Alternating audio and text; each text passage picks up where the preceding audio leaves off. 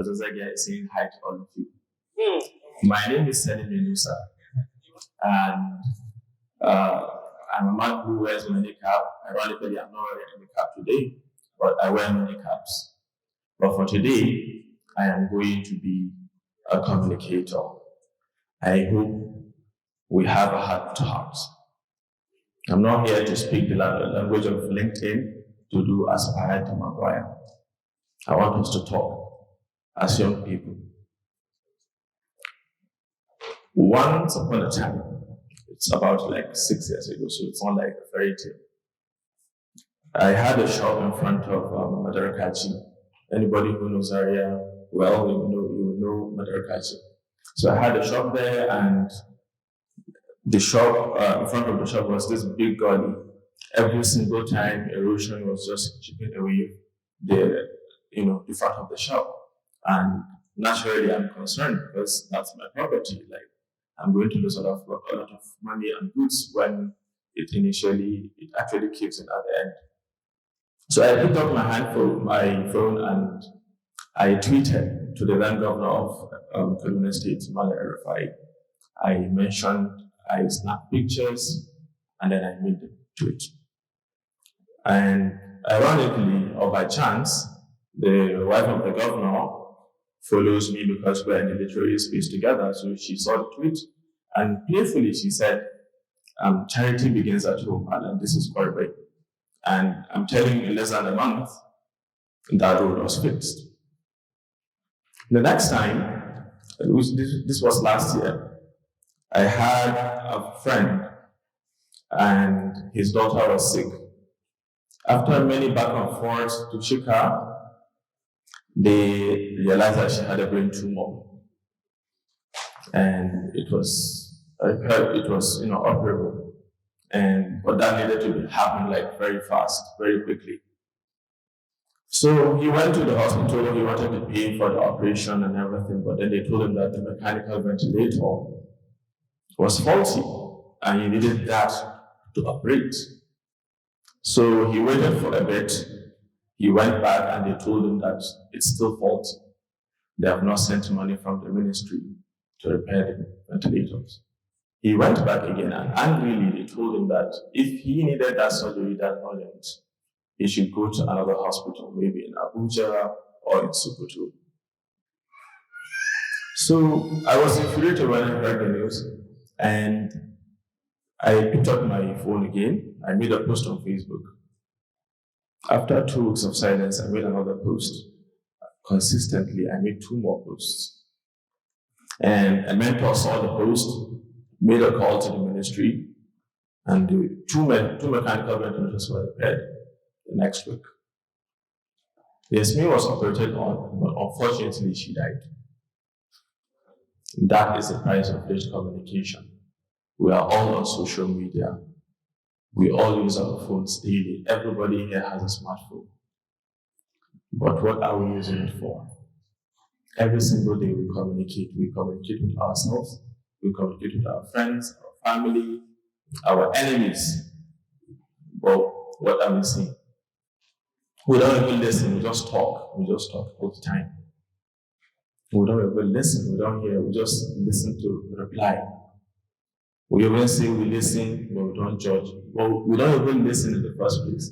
You will not judge if you actually listen. So what are we doing? For me, I think this is one of the places that we should look into.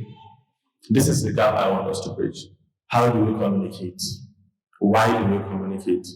Who do we want what the messages we're putting out there to get? Are we just living life the way it comes, and we talk all the time, we rant, we protest, we do fake outrages, we flood hashtags? For what reason? For what end? How do you communicate? I gave you the 2 examples earlier because I want to show you the power of communicating well. I didn't insult anybody. It was not a rant. I didn't infuse any politics into it. It was an issue, and there are facts, and then I posted out there, and that was it. I knew my target audience. I knew what the problem was, and I knew who I wanted the message to get to. If it gets viral, that's just maybe another part of communicating well, but I wanted those things to be fixed. That's why I said what I said.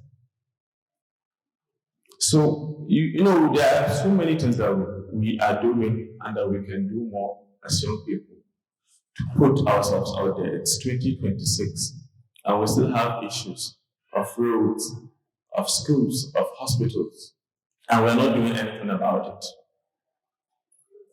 I just went to Savonbury Market, and after like 4 or 5 years, the roads there are now being constructed. This has been going on for about 6 years. What are we doing as young people to make sure that we are being seen, that our communication is seamless and we are being heard by the people in power? This is what I want us to address today. It is not just the elephant in the room, it is the elephant that is throttling us. We have to know how to communicate. One fateful Wednesday, I was coming back from school. I studied urban renewal planning in ABU, but I always had passion for the arts. So I was coming back from somewhere. I was inside the Kekena Camp. There was traffic before the Redis route. There was traffic, so I put up my phone and I wrote a poem, and I used Poetic Wednesdays as the hashtag. 2 weeks later, another person joined. Every Wednesday I get new people joining, wanting to just share poems with me. This has been 10 years of us doing that. And I'm telling you that we have amassed over 80,000 followers on social media. We have over 6 active centers across northern Nigeria. We have curated 2 editions of the Kano International Poetry Festival, the only poetry festival in northern Nigeria. And we have given out money, millions of naira, to young people to empower, to encourage them that their words actually mean something. So it's not just the applause that matters. What are we trying to do with poetry and creative writing? We're trying to send a message out there. But I'm not here to talk about Poetic Wednesdays today. I'm here to talk about communications. I have worked with several organizations across northern Nigeria. I've worked with Isawali Empowerment Initiative. I've worked with CTAG. I've worked with Harris Foundation. I've worked with so many organizations into humanizing numbers and putting a face to data. It's not just saying, oh, there's a pandemic going on, or there's a malnutrition crisis in Katsina, which there is, but we're not talking about it because we are not seeing the impact of what is happening. You have to go to the hospital before a nurse tells you that this is happening. But I'm telling you, if we put out the right story out there, you create content, or you tell stories, people will resonate, will understand. There is a malnutrition crisis in Katsina. What are we doing about it? You do a podcast, people will listen. The government will listen. They will try to challenge your points with whether facts or propaganda. But what are we doing about it? Nobody's talking about it. And that's just one of the problems we have in northern Nigeria now: nutrition, due to insecurity, and so many other things. So I've worked with these organizations. I am a freelance journalist, so I work with Human Angle Media in Abuja, whereby I put out stories that I see on the streets. Just before I got married, which was, I think, last month, I was looking for a house, and it was so hectic. And everywhere I go, they tell me that, people from the neighboring states are moving into Zaria because it's more secure. So that led to an increase in the house rent and the shortfall in even the housing itself, which means there's a spillover of insecurity from other states to Kaduna, to Zaria. That is a story on itself. Nobody is talking about it. Everybody is just grumbling. Everybody is ranting, rent is high, this and that. Well, what are we doing about it? I wrote the story, I put it out there. And then people from other neighboring local governments and communities started reaching out and telling us the situation that they are in. Do you know that in Zamfara there is no refugee camp?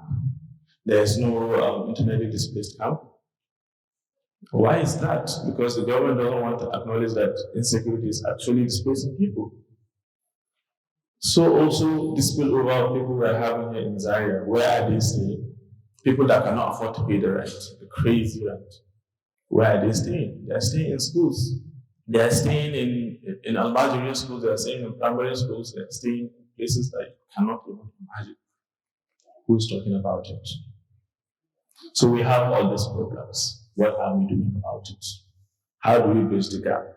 The gap is not making noise. The gap is not just talking about it, it's doing. What are you doing about it? How do you put a face to these numbers? How do you humanize their stories? Don't just say 200 people were killed in so places. You give, they are human beings, they have families, they have lives. Tell their stories. That will move, potentially move these our leaders that we have if they still have heart. Stories have a way to touch, to connect with people. So I'm telling you all of this because I have seen in real time communication works. Why are we not communicating?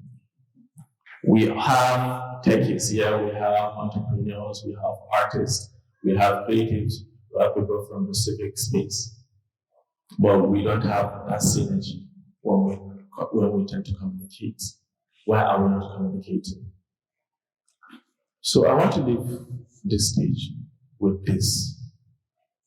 Doesn't matter what you do, doesn't matter how you do it. How you communicate with your audience is what matters. How you make sure that your message is heard and it has an